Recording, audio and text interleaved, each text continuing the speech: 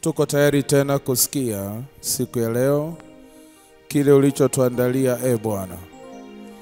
Kushibisha nafsi zetu kwa mkate wa mbinguni utakao tuongezea elimu ya ufalme wako, itakayo tujalia tuweze kuongezeka katika maarifa ya kiroho, ili tuweze kutawala na tuweze kumiliki na tuweze kustawi, ili tuweze kuwa vyombo vizuri vya ibada, na ili tuweze pia kuwa tayari kwa ajili ya ibada ya milele.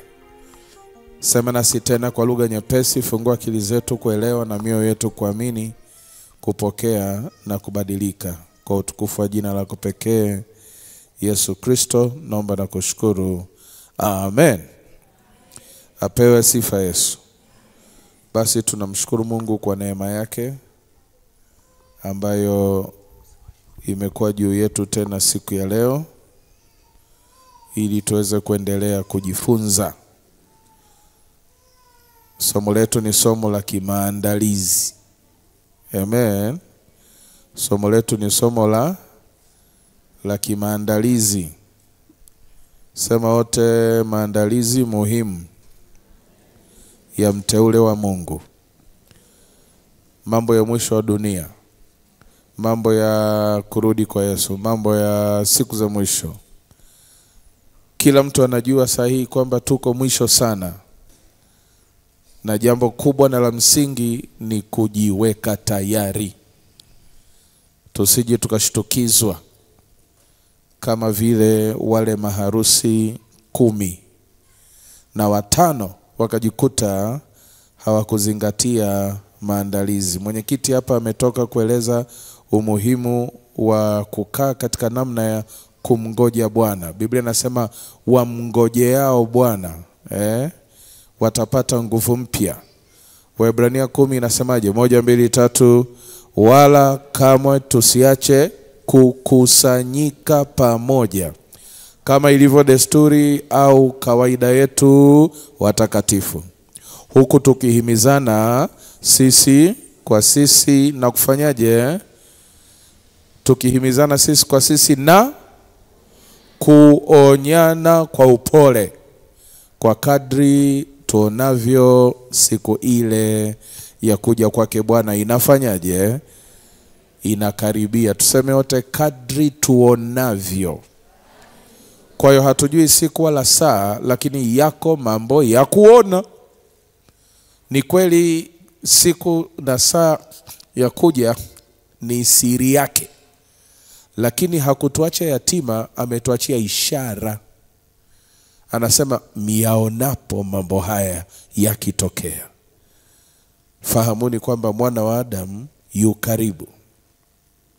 Soma ubaoni. 1, 2, 3. Kwa hiyo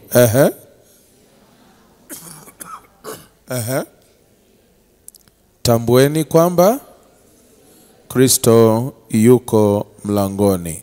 Miaonapo mambo haya. Mambo gani? Nitakupitisha kesho kwenye mambo 12 yanasaidia kukupigia kengele kwamba tuko mwisho, tuko mwisho, tuko mwisho. Usijisahau.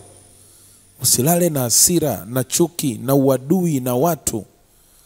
Tafuteni kwa bidii kuwa na amani na watu wote, na huo utakatifu. Tafuteni kwa bidii utakatifu ambao huwezi kumwona Mungu usipokuwa nao. Unaweza ukawa na tuzo za ulimwengu, vyeti vya ulimwengu, pesa za dunia, lakini kama huna utakatifu huwezi kumwona Mungu. Sasa sijui itakusaidia nini ukipata ulimwengu wote lakini ukapata hasara ya roho yako. Sasa Kristo ametuambia tangu juzi kwenye Luka 21. Amesemaje? 1, 2, 3. Jihadharini mioyo yenu isije ikalemewa na nini? Na anasa. Isije ikalemewa na anasa. Ni rahisi sana moyo ukajisahau, ukaanza kuishi maisha ya kuto kujali. Haujali vipindi, haujali ibada, haujali wajibu wako kama mteule wa Mungu. Sasa tunaonywa, jihadhari. be careful, jiangalieni mioyo. Moyo huwa mdanganyifu kuliko vitu vyote. Tena moyo una ugonjwa wa kufisha mle ndani. Kwa hiyo unaweza ukakuponza ukawa mtego. Kwa hiyo anasa zitakuwa mtego kwa watoto wa Mungu wengi. Ulevi, sio tu ulevi wa pombe, ulevi wa chochote kile ambacho unakipenda sana na mwishowe kinataka kuwa kama sanamu ndani yako. Yesu anasema jiangalie, inaweza ikawa mtego kwako.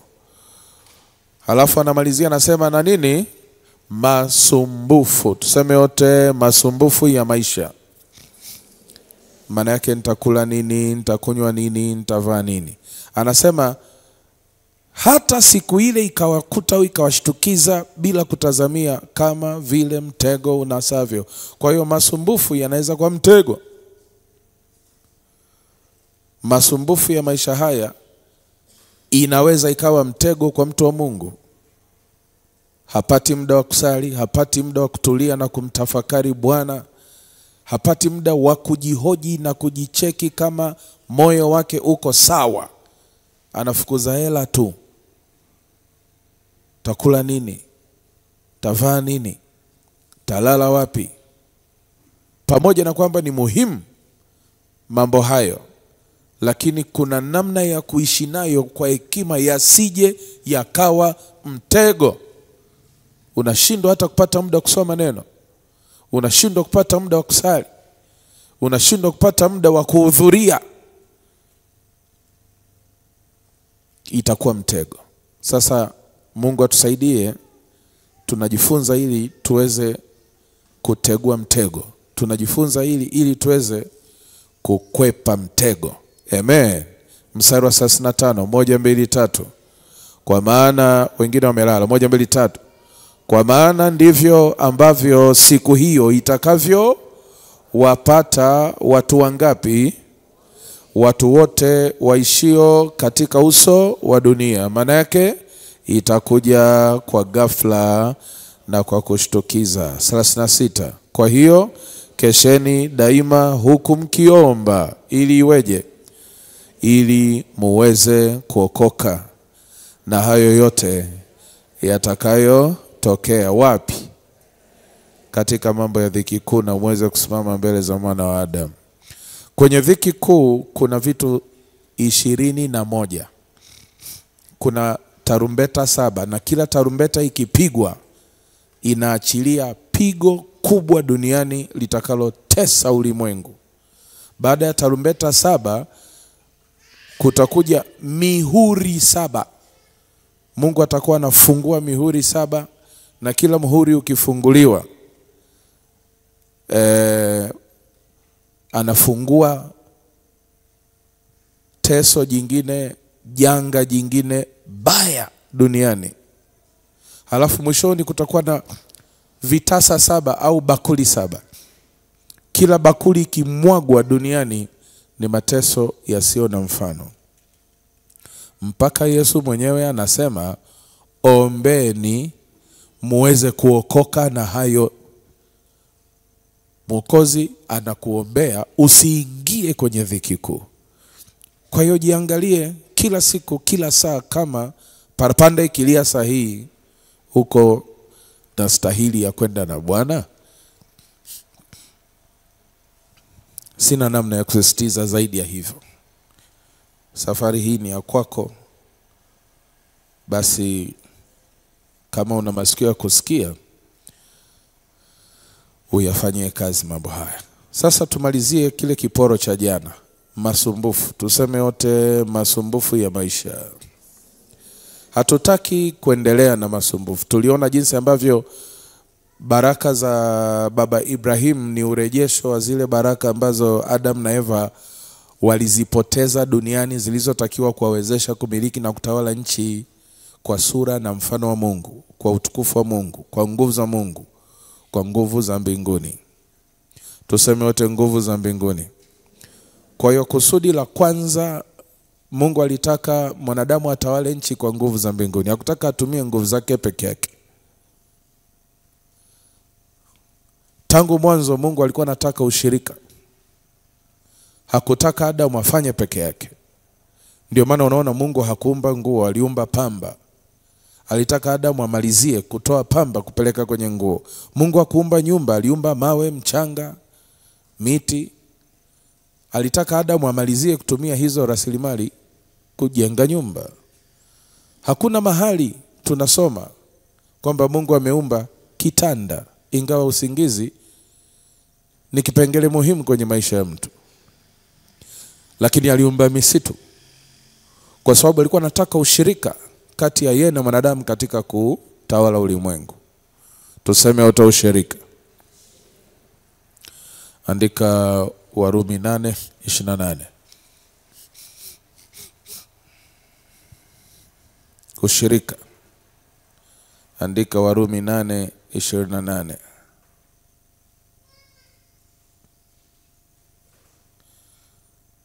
Mpaka mstari wa 30.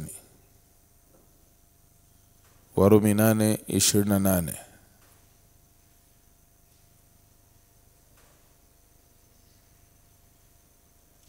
Apewe sifa Yesu. Nisaidieni kusoma Warumi 8:28. Subiri kwanza.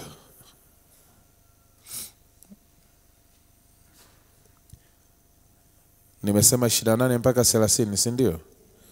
Nimechapia hapo baoni afu mje niambia. Haya.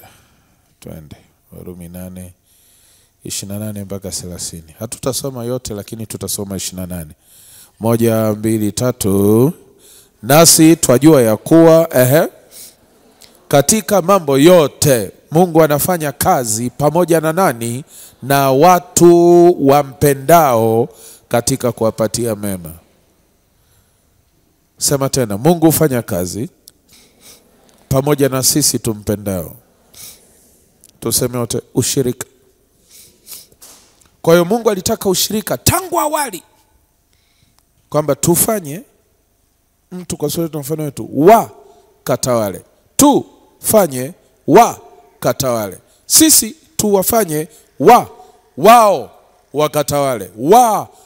Ni wao wakatawale. Ushirika.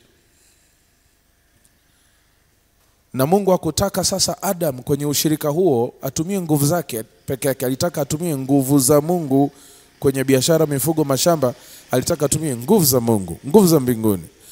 Sasa Adam akapoteza hizo. Nafikiri umeona ushirika. Mungu hufanya kazi pamoja na watu. Amen. Tuko wote mpaka hapo watu wa Mungu. Sasa dhambi ilipoingia ikatunyang'anya hiyo. Kwa sababu Mungu hana ushirika na dhambi, tukapoteza ushirika na Mungu. Tukaishi maisha ya kutawaliwa badala ya kutawala. Miiba ikatuotea, magugu yakatuotea, ardhi ikawa ngumu kulima.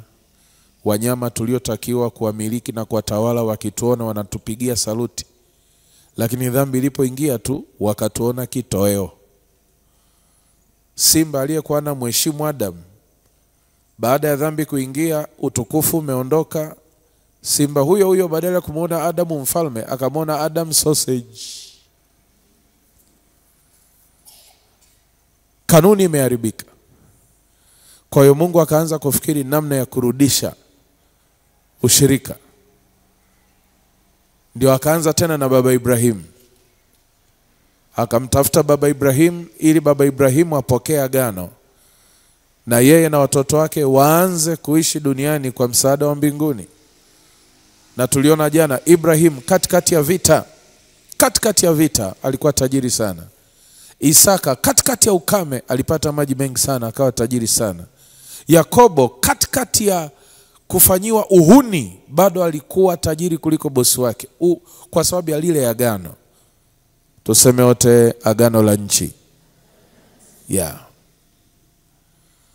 Kwa hiyo Kristo amekufa msalabani, tulisoma kwenye Wagalatia, ili hilo agano la baba Ibrahim na watoto wake litufikie sasa mataifa wote ambao hatukuwa kwenye familia ya baba Ibrahim. Kwa hiyo kifo cha Yesu hakikuleta agano duniani. Agano lilishakuwepo. ila lilikuwa linatembea na taifa moja tu. Kifo cha Yesu kimelileta hilo agano kwa mataifa mengine, lakini hilo agano lilishakuwepo na baba Ibrahim. Kwenye dunia hii kuna watu wamekula kuku jangwani, ingawa jangwani hamna kuku. Elezea. Miaka 40. Dunia hii sio kitu cha mbinguni. Dunia hii kuna mtu amekunywa maji kutoka kwenye jiwe. Dunia hii kuna mtu amemwaga, amemimina robo chupa. Ile robo chupa ikajaza kreti 37 za chupa. Elezea. Hiyo ni nini hiyo? Tuseme wote. Uchumi wa mbinguni. Kwa hiyo kuna uchumi wa duniani na kuna uchumi wa mbinguni. Kuna mtu hapa duniani amevua samaki mchana, ingawa watu hawavui samaki mchana. Amevua samaki mchana kinyume cha kanuni za kawaida, mpaka boti kataka kuzama. Alipata mzigo ambao hajawahi pata maisha yake yote ya uvuvi. Kapata mchana. Wakati kawaida ile unapataga usiku, yeye kapata mchana. Hapa kwenye dunia hii. Hiyo ni nini wapendwa? Hiyo ni nini? Tuseme wote, uchumi wa mbinguni.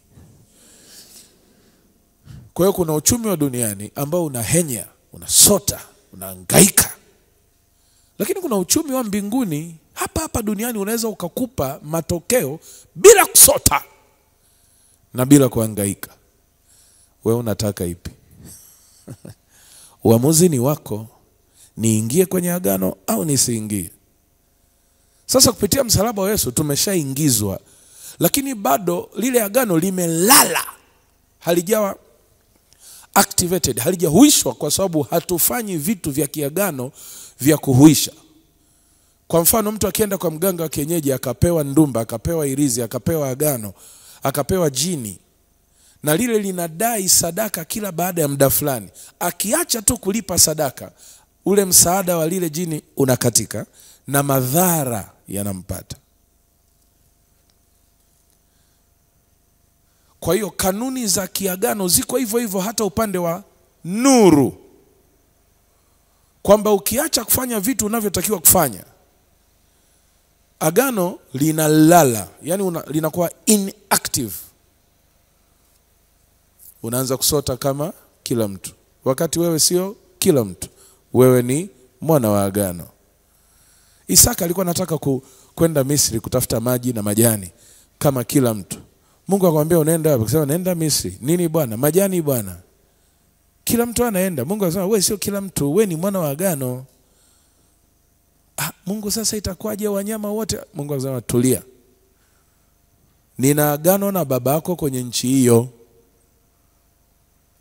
Ndio akatulia. Watu wote walipoondoka, Isaka niangalizie eka zangu 100. Isaka niangalizie eka zangu 50. Isaka wewe uendi? Mimi siendi, mimi nipo.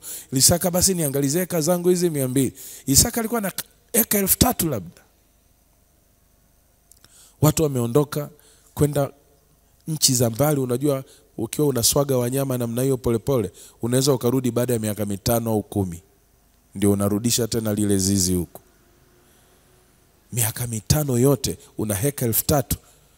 Watu wanakuonea huruma eti nchi kame. Watu wote walipoondoka, Mungu akamwambia chimba visima. Akasema visima vimekauka. Akasema chimba visima wewe, mimi nayeongea na wewe sio meneja wa visima, mimi ni Mungu muumba wa maji.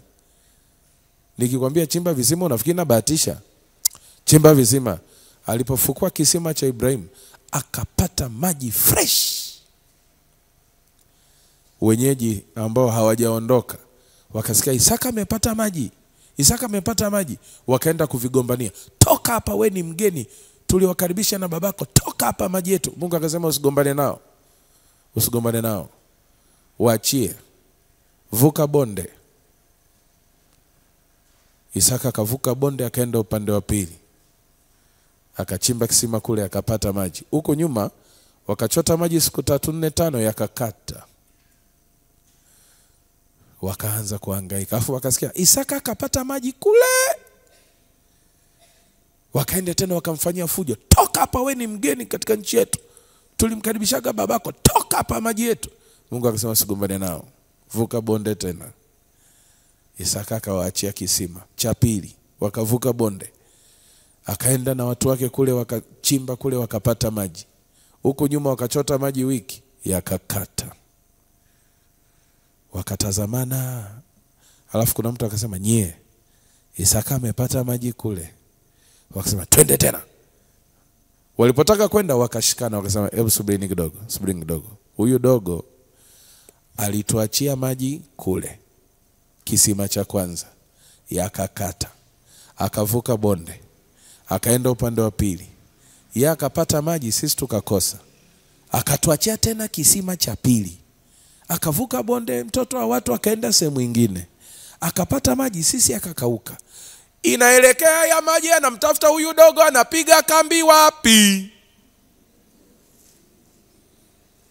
Inaelekea ya maji yanamtafuta yeye. Haleluya, haleluya, haleluya. Na baraka za Mungu zikufuate katika jina la Yesu. Imeandikwa, haijaandikwa? Mwambie jirani, usizifukuzie. Tengeneza mazingira zikufuate. Haleluya, haleluya. Huyu dogo tukimsumbua, akavuka mpaka akaenda Taveta. Maji yataenda wapi? Yataenda Taveta. Na sisi kunawa uso na kwapa, itabidi twende Taveta. Huyu dogo sio wa kumpiga vita.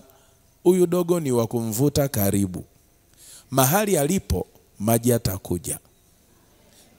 Use your geography. Explain. Si umesoma?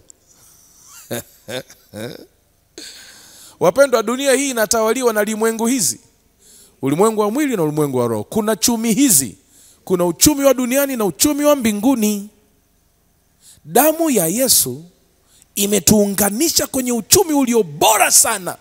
Lakini watoto wa Mungu hatujalitambua hilo, hatujafundishwa hivyo. Tunahenya na wanaohenya wakati sisi ni wana wa agano.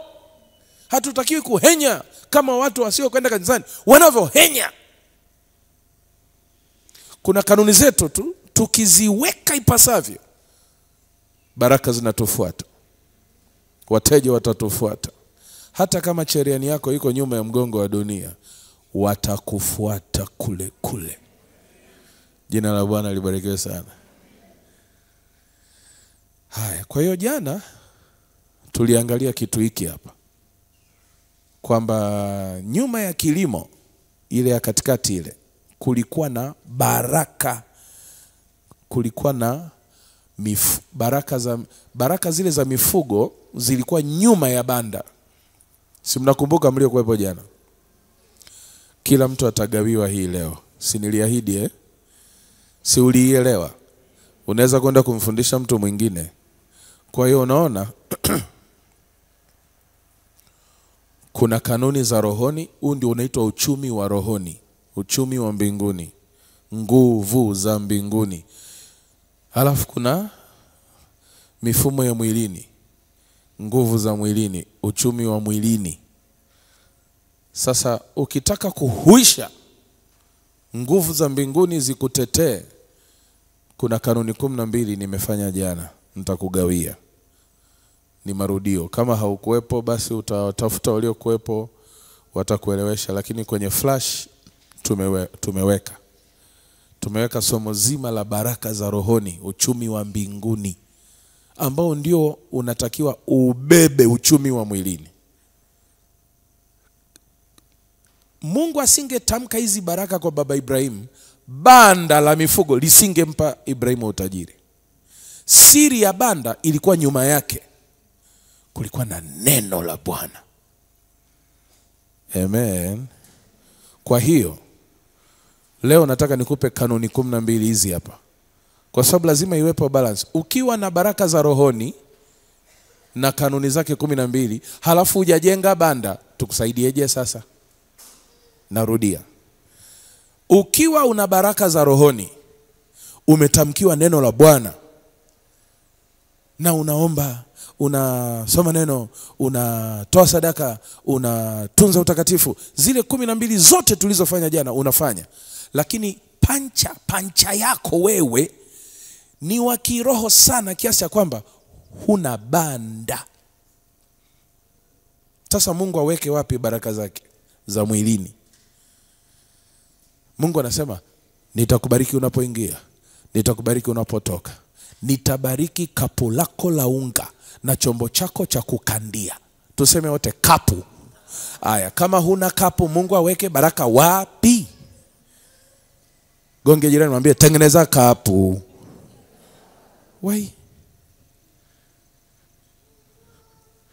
Ndio hiki kitu Paulo alikuwa analalamika, alikuwa anasema nimekuja kwenu wa Thesalonike, nimekuta vijana wananena kwa lugha za wanadamu na za malaika, lakini hawana shughuli zao wenyewe. Kwa hiyo wakimaliza maombi ya kanisani, wanasubiri mida ya saa 6, saa 7, wanatembelea nyumba za wajane. Saa 6, saa 7. Utasikia hodi nyumba hii, haleluya, nasikia uwepo wa Bwana. Kumbe anasikia pilau jikoni. Paulo akasema ninawaonya katika jina la Bwana, kila mtu afanye kazi yake, na asiyefanya kazi.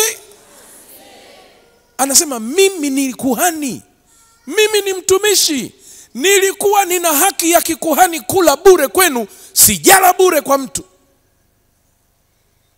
Nilipoingia nyumbani kwa mtu sikula bure.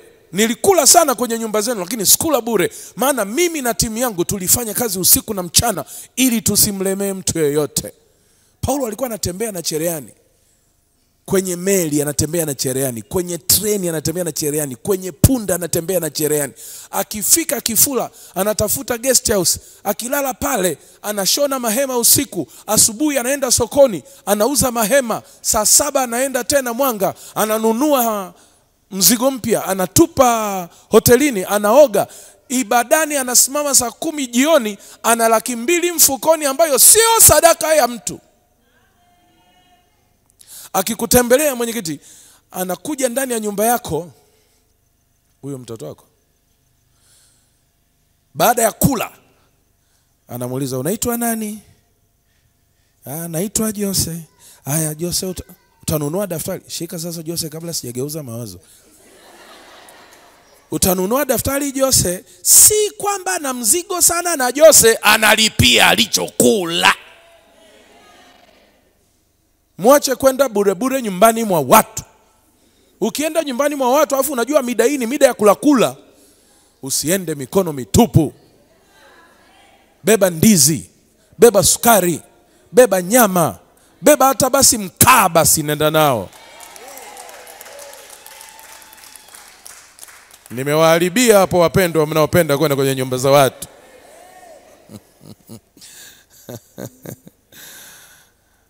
Ndio uzuri wa kukaa mbele. Si unaona sasa?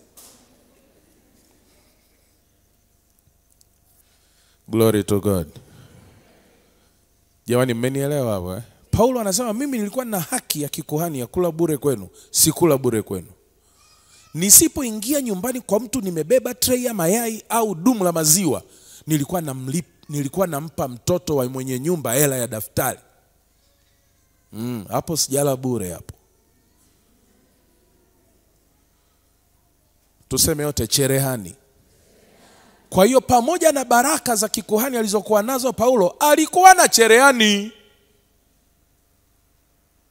Kama Ibrahimu ana banda, Isaka ana shamba, Yakobo ana ajira, Paulo ana cherehani. Wewe unabakije tu unanena kwa lugha bila miundombinu ya kimwili? Lazima uwe na kitu cha kufanya kwenye ulimwengu wa mwili ili kiwe kapu. Nitabariki kapu lako la unga na chombo chako cha kukandia. Kwa hiyo baraka za rohoni zinatafuta miundombinu ya kimwili, kapu, ili zikae na Mungu akutofautishe na wengine. Unaona kapu lako litatofautishwa na wengine. Atukuzwe Yesu sana. Pamoja na upinzani mwingi ambao Ibrahimu, Isaka na Yakobo waliupitia, lakini walistawishwa. Huwezi kushindana na mtu wa agano. Sasa nikutajie faster kanuni za kimwili. Jana nilitaja za kiroho 12, si ndio jamani? Si ndio jamani? Au hamkuwepo? Kama haukuwepo utamtafuta aliyekuwepo. Utamtafuta aliyekuwepo ataku. Sisi Wapare na Wagweno sio wachoyo. Tutakufundisha kama haukuwepo. Sasa tuseme umefanya vizuri yale mambo 12 yanayohuisha agano au uchumi wa mbinguni. Tuseme umeshafanya yale mambo 12 vizuri.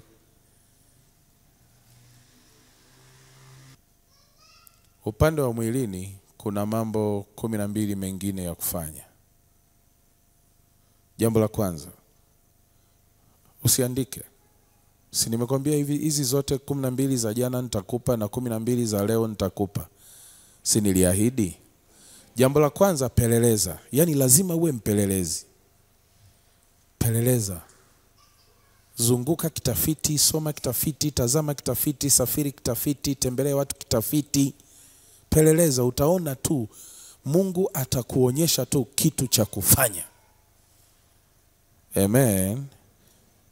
Baraka zimejificha, haziko nje nje. Kwa mfano kwenye Kumbukumbu sura ya 8 anasema, ninakupa nchi nzuri, milima yake ina shaba.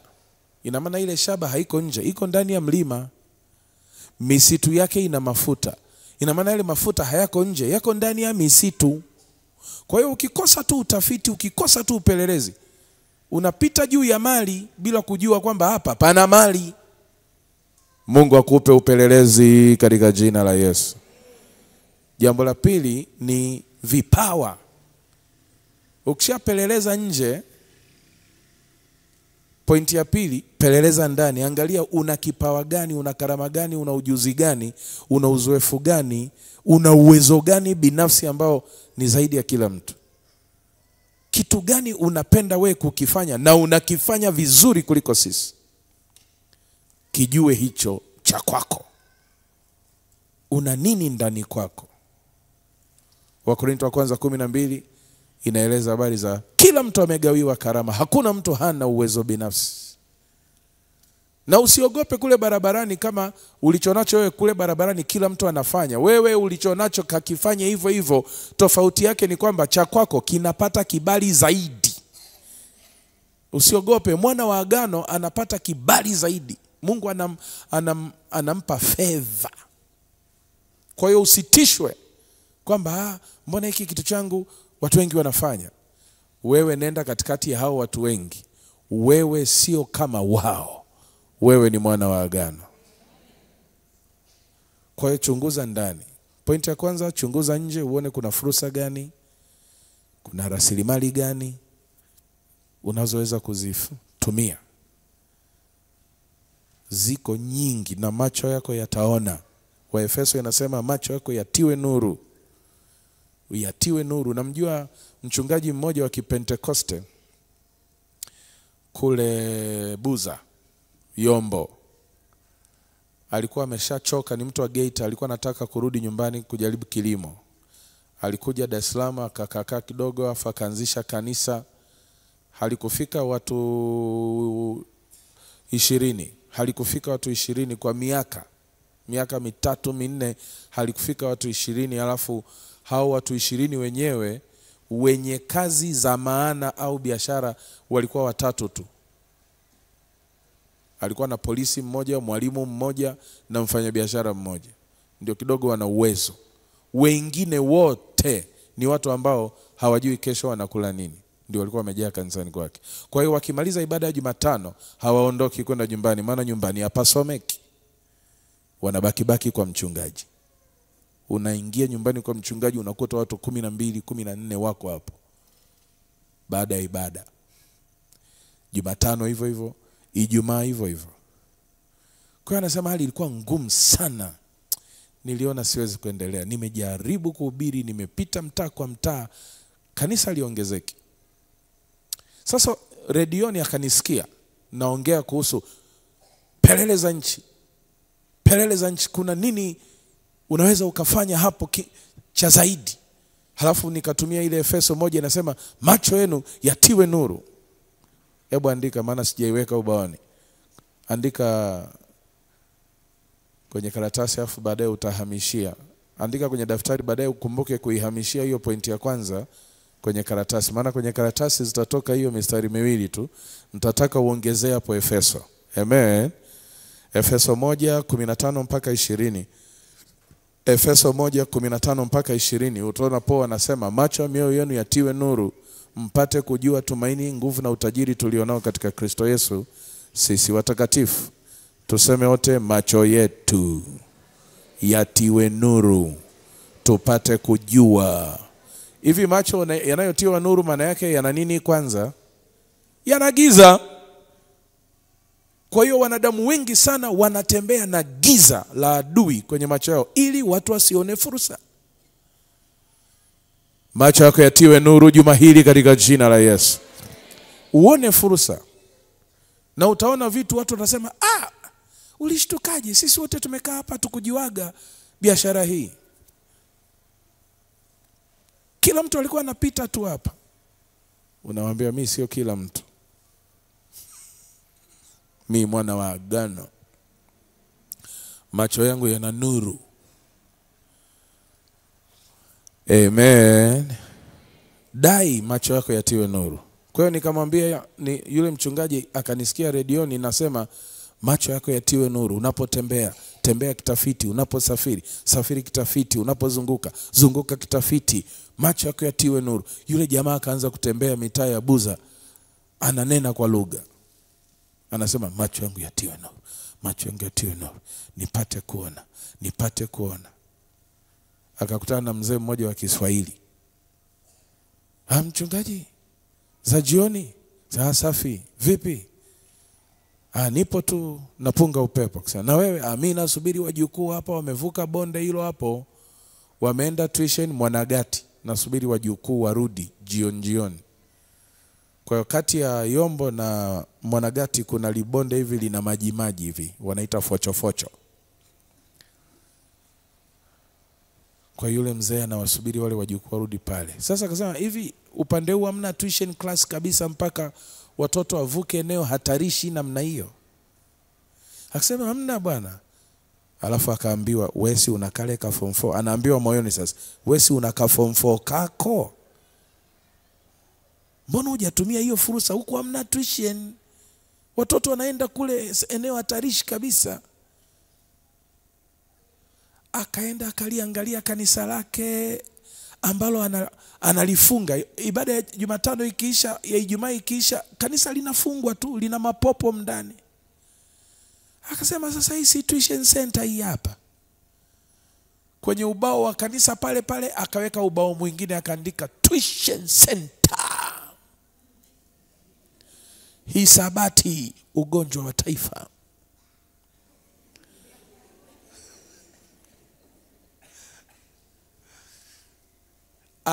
Wazazi kwanza walifurahi kwamba watoto hawavuki bonde.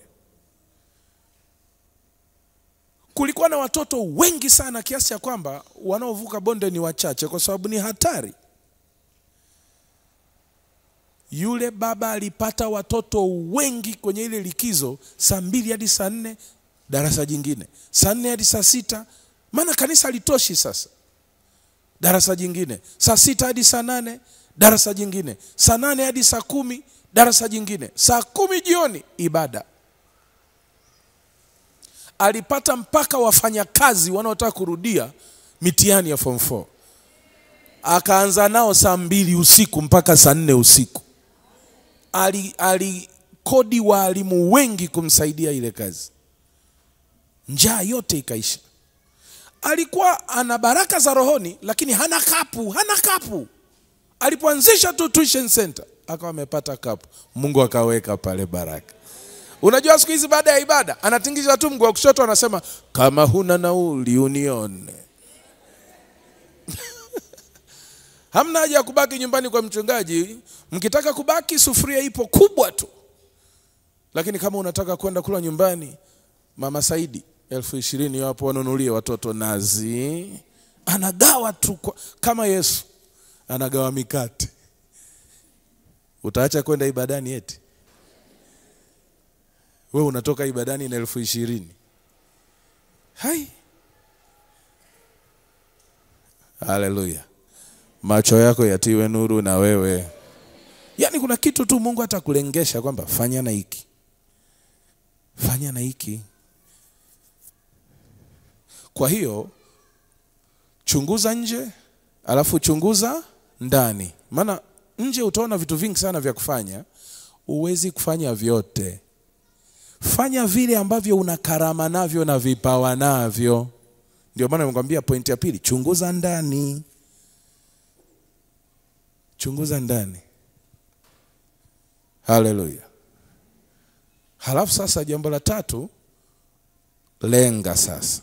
Kwa sababu point ya kwanza itakupa orodha ndefu ya vitu ambavyo unaweza ukafanya. Point ya pili inakwambia wewe karama yako ni hii.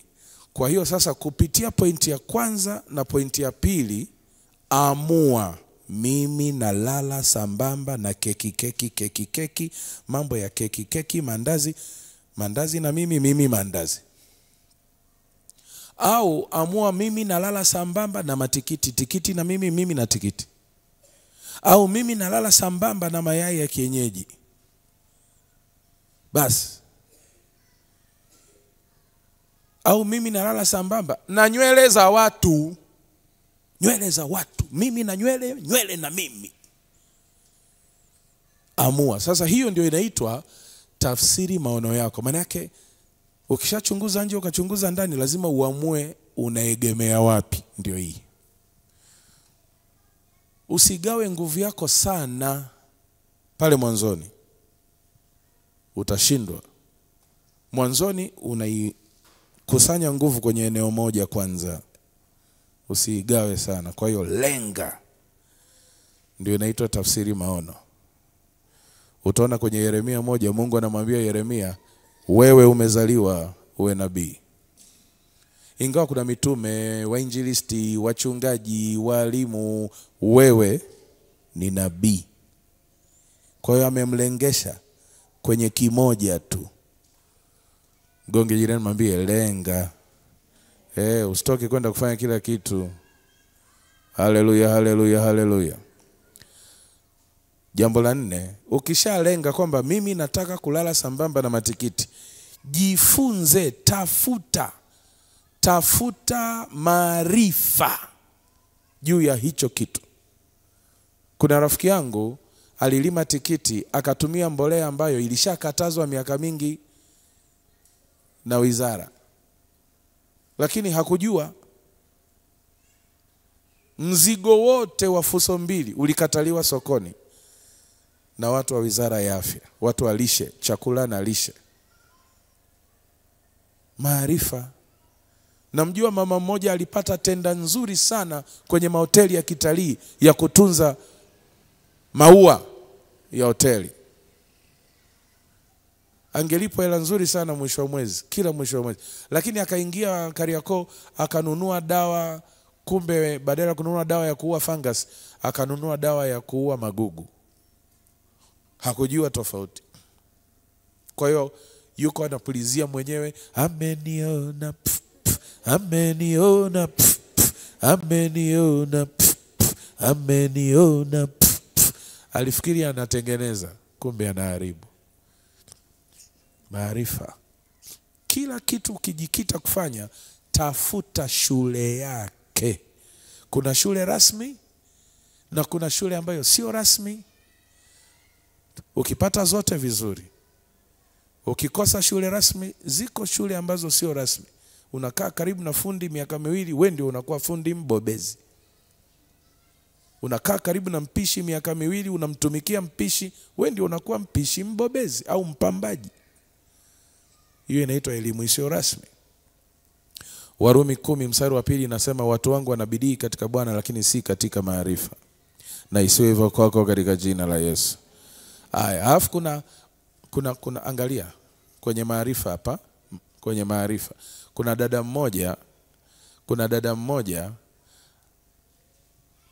hakujua kwa nini ndoa yake haifungwi. Uchumba unazidi tu kupigwa danadana danadana. Kumbe mama mkwe hampendi huyu binti, kwa hiyo anamtia uzito bwana harusi. Kuchunguza yule mama mkwe aliropoka siku moja, kabinti kenyewe hakana nywele, kwa sababu ana vinywele fulani hivi vya kupukutika vikipilipili fulani. Kilimuuma yule binti kwa sababu yale maneno yalizunguka yakamfikia. Kilimuuma, akalia. Alipokausha machozi, akaingia kwenye mtandao kutafuta mafuta yanayorutubisha nywele. Ana hasira na mama mkwe. Yule binti aliwasiliana mpaka na watu wa milima ya Himalaya ambao ndio ni wajuzi sana wa virutubisho vya ngozi. Wakamtumia mpaka madozi yale, akaanza kupaka, nywele ilinenepa, nywele ikawa nzito, nywele ikawa ndefu, nywele ikawa nyeusi. Na kila kwenye maendeleo ya nywele alikuwa anajipiga picha, anajiposti makusudi imfikie mama mkwe. Sasa wakati yeye analenga kuutuma ujumbe kwa mama mkwe kwamba nina nywele, kile kitendo yeye hakujua watu walikuwa wamekiona kama tangazo la biashara. Yeye hakunuia iwe business, yeye alinuia mama mkwe apate ujumbe. Si ulisema sina nywele na hii nini? Unajua ule msemo wa Swahili ule wanasema mwalimu wa hesabu ulisema sifiki mbali, hapa wapi? Sasa kile kitendo cha kumtumia mama mkwe ujumbe, watu wakakichukulia ni matangazo. Yule binti leo ana biashara kubwa ya virutubisho vya nywele na hakujua kwamba itageuka kwa biashara. Lakini kitu gani kimemfungulia lango la pesa? Maarifa. Kwamba unachanganya nini huku ndani, huku kwenye ukoko huku, mpaka nywele yote vizuri. Wale watu wa Himalaya walimfundisha huyu binti mpaka kuchanganya parachichi. Parachichi hiyo, parachichi unayojua wewe hiyo, inaingizwa humu ndani humu katikati ya nywele humu, na hayo mafuta. Na nyewe parachichi mnazo na hamna nywele.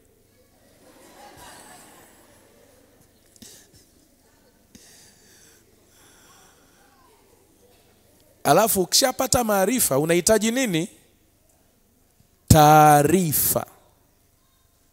Yaani huko barabarani saizi, hili dude hiki kitu kinafanyikaje? Hiyo inaitwa taarifa, sio maarifa, taarifa.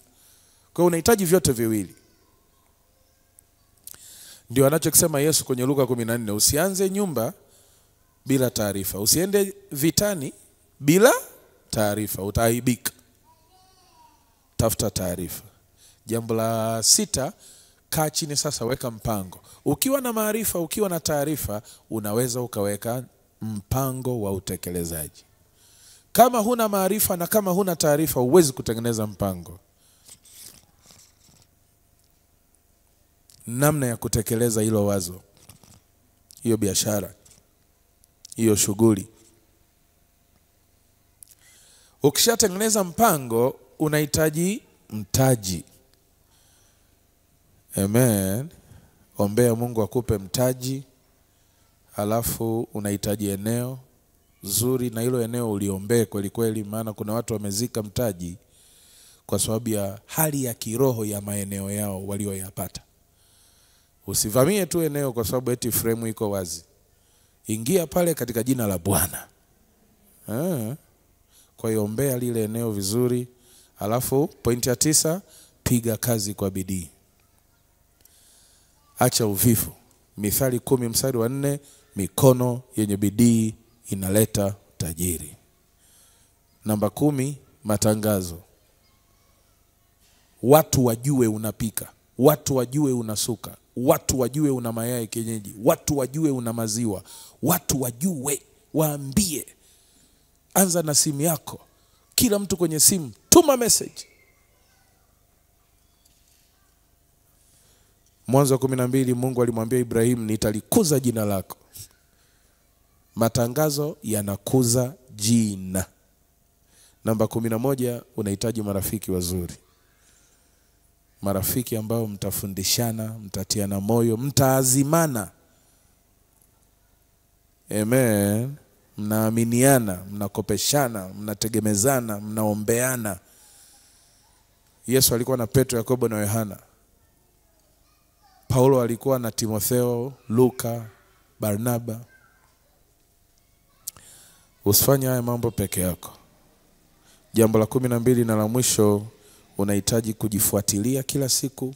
Weka rekodi, halafu kujitathmini baada ya kipindi. Kujifuatilia kila siku, tunza rekodi, halafu kujitathmini baada ya kipindi fulani. Penye marekebisho, fanya marekebisho. Kwenye kuanza upya, anza upya, usikate tamaa. Mabingwa wote wamewahi kufeli. Mabingwa wote wamewahi kufeli. Kwa hiyo usikate tamaa, jaribu tena kama una uhakika na hilo eneo, jaribu tena. Ukiona labda halikuwa eneo lako, muombe Mungu akupe eneo jingine au jambo jingine la kufanya. Na Mungu alibariki neno lake. Pokea kwa makofi mengi mazuri ya shangwe.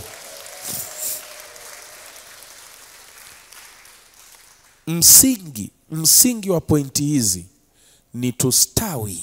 Amen. Tuseme wote ustawi. Ili tusiwe kwenye nini? Masumbufu ya maisha haya. Mungu akutoe kwenye masumbufu katika jina la Yesu. Kwa hiyo tumia kanuni 12 za jana, tumia kanuni 12 za leo. Simama tuombee sadaka yako. Mungu akubariki.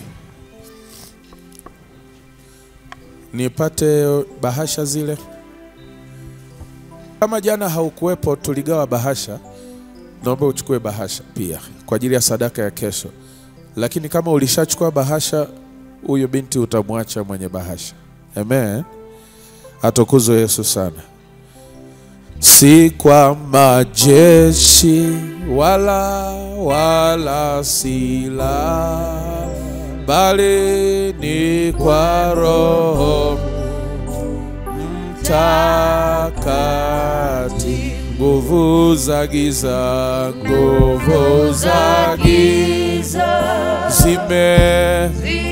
zimeshindwa kwa jina la Bwana Yesu. Nguvu za giza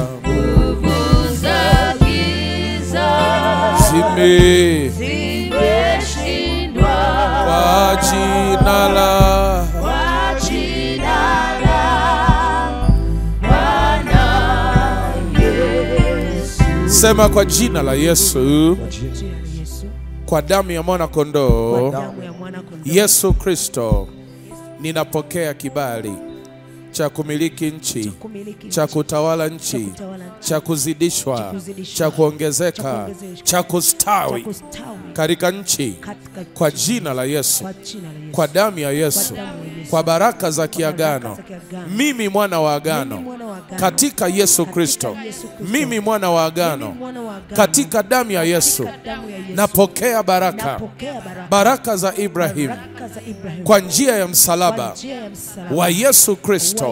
Niwe mrithi wa uchumi wa mbinguni hapa duniani, kunibariki, kunistawisha, kunizidisha, kuniongeza, kunipa ushindi katika mambo yote. Sitafeli, nitafaulu, sitapungua, nitazidishwa, sitakosa, nitapata katika jina la Yesu. Ninamiliki na kutawala kwa utukufu wa Mungu Mwenyezi.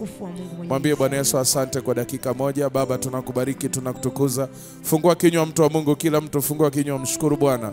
Mshukuru Bwana kwa maarifa aliyotupa ili tuweze kustawi, tuondoke kwenye masumbufu na mahangaiko, tuweze kuwa na utayari na maandalizi kwa ajili ya siku ile katika jina la Yesu.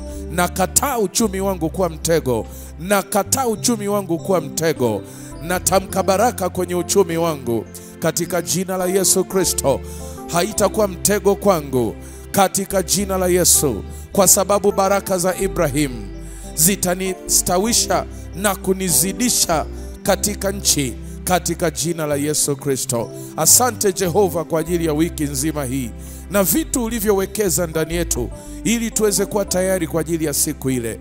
Asante kwa sababu ya utakatifu na utumishi na ustawi. Bwana, ninamweka mtoto wako mikononi mwako anapokwenda kuachilia sadaka yake. Bwana, mbingu zilizoko juu zikamfungukie, ukamwachilie baraka kupitia madirisha na milango ya mbingu, ukambariki na kumzidisha na kumstawisha, ukampiganie Bwana katika vita ya umiliki na vita ya ustawi alionayo. Ninaomba baraka za kuzidishwa, ninaomba baraka za ulinzi, ninaomba baraka za kibali ziwekwe juu yake kuanzia sasa katika jina la Yesu Kristo wa Nazareti.